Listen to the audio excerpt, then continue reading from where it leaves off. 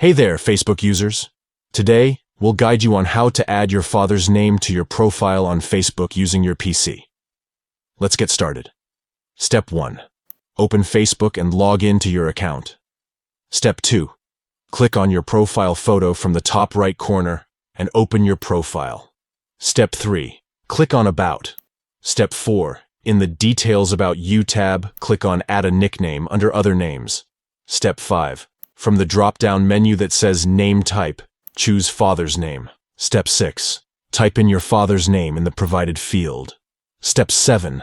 Click Save. Congratulations, you have successfully added your father's name to your Facebook profile. Now, your friends and connections can see your father's name on your profile.